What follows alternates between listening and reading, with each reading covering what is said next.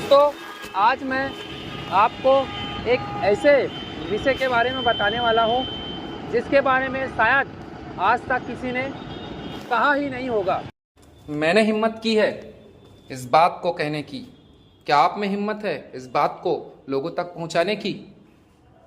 अभी कुछ दिन पहले माननीय महामहिम राष्ट्रपति द्रौपदी मुर्मू जी ने अयोध्या का दौरा किया और प्रभु श्री रामचंद्र जी के दर्शन किए। इसी गाड़ी में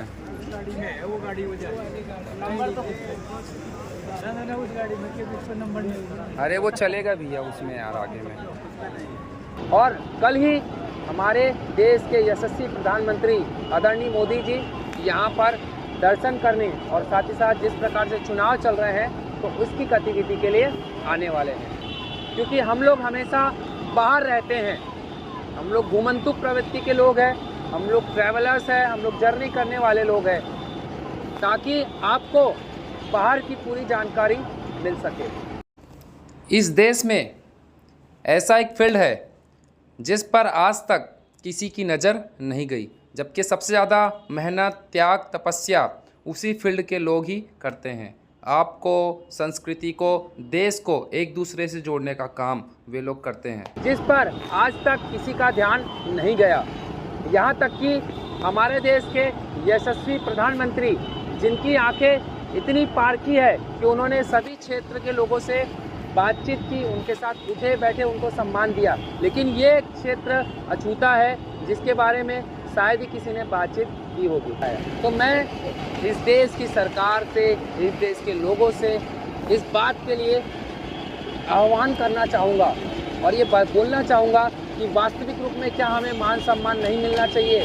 क्या ऐसी कोई व्यवस्था नहीं होनी चाहिए कि हमें भी कोई पद मिले, कोई प्रतिष्ठा मिले, कोई सम्मान मिले, ताकि ज़्यादा लोग इस प्रकार से निकले?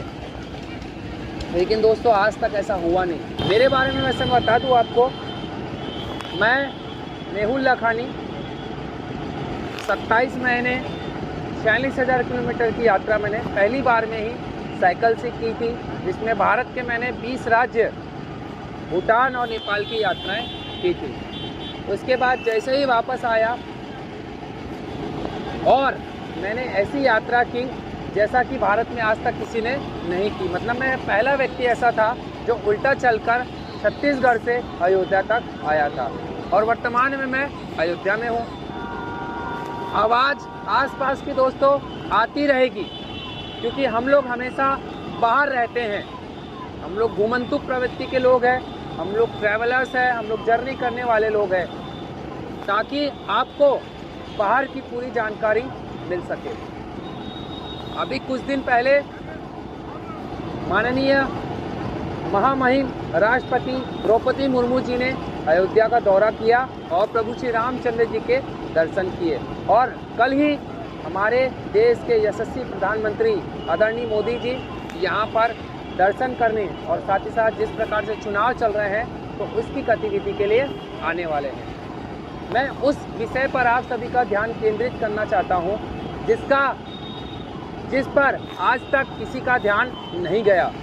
यहाँ तक कि हमारे देश के यशस्वी प्रधानमंत्री, जिनकी आंखें इतनी पारखी है कि उन्होंने सभी क्षेत्र के लोगों से बातचीत की, उनके साथ उठे बैठे उनको सम्मान दिया, लेकिन ये क्षेत्र अछूता है जिसके बारे में शायद ही किसी ने बातचीत की होगी। जी हाँ दोस्तों, मैं बात कर रहा हूँ हमारे जैसे ट्रैवलर्स की, हमारे जैसे जर्नी करने वालों की, हमारे जैसे घुमंतु प्रवृत्ति की, जिन्होंने अपना सर्वस्व न्यौछावर करके किसी न किसी रूप में हम लोग निकलते हैं, चाहे पैदल हो, साइकिल से, गाड़ी से, अलग अलग परिस्थिति का सामना करते हैं, अलग अलग क्षेत्रों में जाते हैं। वहाँ की प्रकृति, वहाँ की संस्कृति, वहाँ के लोग, वहाँ का भौगोलिक दृश्य सब आप लोग के सामने रखते हैं, ताकि अन्य लोग भी ज़्यादा से ज़्यादा मात्रा में बाहर निकल सके, हमारे देश की संस्कृति, हमारे देश की प्रकृति, हमारे देश के लोगों से जुड़ सके। इसलिए हम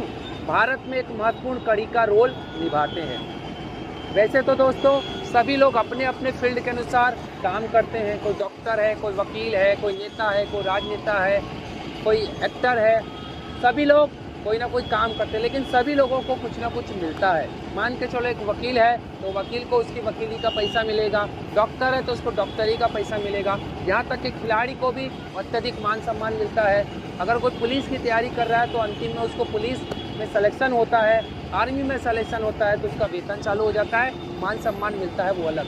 लेकिन दोस्तों हमारी फील्ड ऐसी, हमको कोई मान सम्मान सरकार द्वारा, समाज द्वारा हालांकि हमें मान सम्मान मिलता है, लेकिन उस घड़ी में जब तक हम घुमंतू कर रहे हैं, लेकिन अगर हम वापस से आ गए तो हमारी कोई वैल्यू नहीं रहती। लेकिन जब अगर कोई पुलिस बन जाता है, कोई आर्मी बन जाता है तो उसका नाम हमेशा तैयार रहता है। तो मैं देश की सरकारें से, इस देश की सरकार से, इस देश के लोगों से इस बात के लिए आह्वान करना चाहूँगा और ये बात बोलना चाहूँगा कि वास्तविक रूप में क्या हमें मान सम्मान नहीं मिलना चाहिए?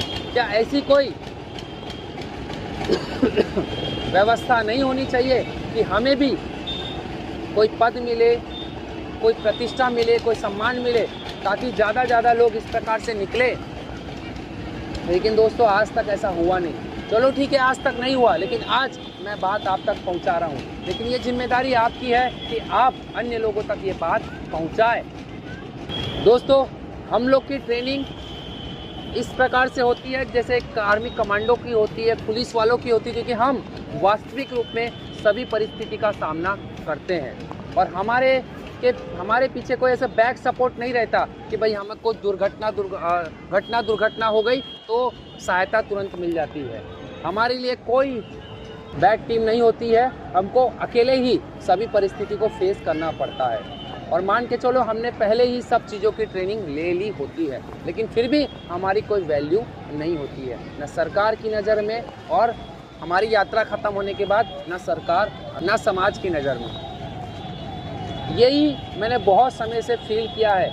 मेरे को एक व्यक्ति का फ़ोन आया था, एक लड़के का, कि भाई मैं यात्रा कर रहा हूँ और मैंने आपके बारे में सुना, आपने भी यात्राएं की। तो सबसे पहले उसने यही पूछा कि भैया आपका खर्च कैसे चलता था। बेसिक सी बात है, क्योंकि हमको कोई फिक्स इनकम कहीं से रहती नहीं है।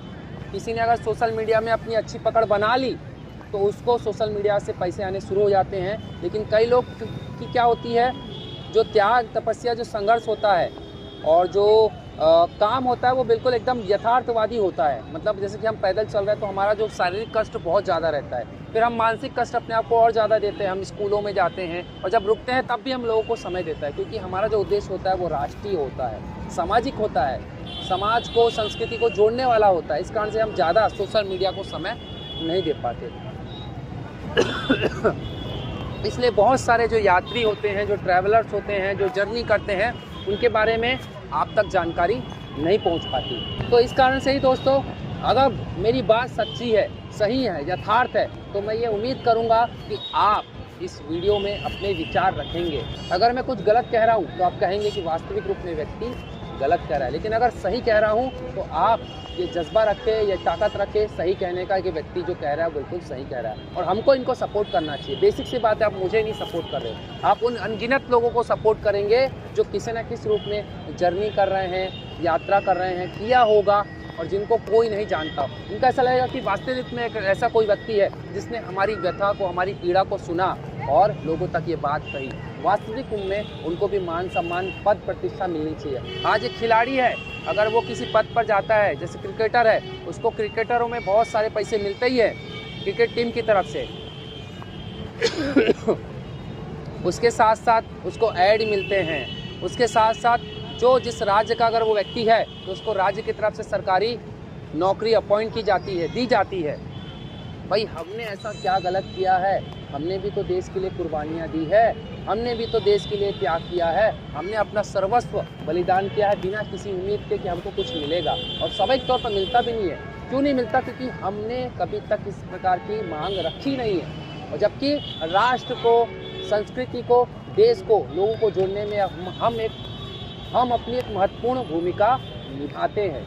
ये बात को आपको समझना होगा, ये बात को आपको लोगों को समझाना होगा, इस बात को देश की सरकार को समझना होगा और हमारे लिए भी इस प्रकार की कोई ना कोई व्यवस्था करनी होगी, ताकि हम जीवन भर ये सम्मान पूर्वक रह सके कि हमने देश के लिए जो त्याग समर्पण किया है वो हमारा ज़ाया नहीं गया है। स्वाभाविक तौर पर कल प्रधानमंत्री मोदी जी आ रहे हैं, तो मेरा ये कहना है कि उनके आने तक आप ये वीडियो को इतना फैला दो कि वो वीडियो देखे और वो ये बात कहे कि वास्तविक रूप में हमारे देश के ट्रैवलर्स को जो जर्नी करते हैं उनको भी मान सम्मान प्रतिष्ठा मिलनी चाहिए। जैसे कि हम देखते हैं कि प्रधानमंत्री Modi ji social media influencer के साथ बैठे, सैनिकों के साथ भी बैठते हैं, पुलिस वालों के साथ भी बैठते हैं, फिल्म स्टार के साथ भी बैठते हैं, जो अपने अपने क्षेत्र में बहुत सारे ऐसे काम किए हुए व्यक्ति हैं, सबके साथ बैठते हैं। लेकिन ये एक ऐसा फील्ड है जो कि सभी की नज़र से अछूता है, किसी ने इस ओर ध्यान नहीं दिया। तो मेरा आप सभी से अनुरोध है कि सभी आप ध्यान दीजिए। जब हम निकलते हैं यात्रा पे तो हमें ये नहीं पता होता कि हम वापस आ पाएंगे कि नहीं आ पाएंगे, कब किस परिस्थिति का सामना करेंगे। भूखे रहते हैं, प्यासे रहते हैं, धूप सहते हैं, बारिश सहते हैं, ठंड सहते हैं, पहाड़ों पर चलते हैं, जंगलों से होकर गुजरते हैं, नदी समुद्र पार करते हैं। लेकिन कभी ये नहीं कहते कि भाई हमें आप सहयोग करिए, हमें सरकार सहयोग दे। हमें देखकर लोग बाहर निकलते हैं, संस्कृति से जुड़ते हैं, अनेक स्थानों पर जाते हैं, देश का आनंद उठाते हैं। इसलिए मैं कहता हूं कि दोस्तों, हमने जो भूमिका निभाई है वो राष्ट्र को जोड़ने में एक महत्वपूर्ण कड़ी के रूप में हम भूमिका निभाते हैं, लेकिन हमारी भी वैल्यू होनी चाहिए, हमें भी समझना चाहिए। दोस्तों, मैं जो निकला हूँ मैं अपनी परिस्थिति बता सकता हूँ, क्योंकि ये मेरा अनुभव है। मैंने 27 महीने साइकिल से ऐसे क्षेत्रों में गया हूँ जहाँ पे लोग जाने की सोचते भी नहीं है। मैं पहली बार ही निकला और मैंने सोचा कि भाई कोरोना के समय में, सोचो वो भी कोरोना के समय में, कि भाई स्वाभाविक तौर पर जीवन आज है कल नहीं है। कोरोना में तो यही लग रहा था, तो मैंने सोचा क्यों ना राष्ट्र के लिए कुछ अच्छा किया जाए। तो लोगों को जागरूक करने के लिए देश से, संस्कृति से, प्रकृति से मैं लगातार आगे बढ़ता रहा। स्वास्थ्य से, सबसे महत्वपूर्ण स्वास्थ्य से आगे बढ़ता रहा और सभी परिस्थिति का सामना करते हुए लगातार आगे बढ़ता गया। मुझे ये नहीं पता था कि मैं वापस आ पाऊँगा कि नहीं आ पाऊँगा, और मैं ऐसी जगह गया हूँ। बेसिक सी बात है, हमारा देश जितना हमारा क्षेत्र है सभी जगह बसता है, तो मेरा ये उद्देश्य था कि मैं सभी कोनों में जाकर पहुँचूँ। इस कारण से मैंने नॉर्थ ईस्ट के जो 7 स्टेट और सिक्किम पकड़कर 8 स्टेट वहाँ तक मैं गया हूँ। आप जानते हैं वहाँ पे लैंडस्लाइड होता है, बारिश बहुत ज़्यादा होती है, और उनका हमारा इतना तालमेल नहीं है। उनका खान पान, रहन सहन भी थोड़ा सा अलग है। हालांकि इसके लिए हमें बहुत लंबा समय देना पड़ेगा तब जाके हम उनके साथ अच्छे से रह पाएंगे। पर अभी तो वो अपनी लाइफ, क्योंकि वो खुद बहुत सारी चैलेंजों का सामना करते हैं, क्योंकि मैंने देखा है उनका जीवन कभी भी समाप्त हो जाए इस बात की गारंटी नहीं रहती, क्योंकि उनका जो घर रहता है, वो जो पिलर रहते हैं, 2 पिलर उस साइड के, वो पहाड़ पे लटके रहते हैं। कब क्या हो जाए कुछ कह नहीं सकते। उन तक सुविधाओं की पहुंच नहीं रहती, लेकिन फिर भी वो जिस भी तरीके से जीते हैं, आनंद उठाते हैं। उनको दोष वो किसी को देते नहीं है, वो प्रश्न चिन्ह नहीं खड़ा करते कि भाई हमारे साथ क्या हो रहा है क्या नहीं हो रहा है। तो मेरा आप सभी से अनुरोध है कि आप इस बात को ध्यान रखें और हमारा सपोर्ट करें हम ट्रैवलर्स का। धन्यवाद। जय हिंद, जय भारत।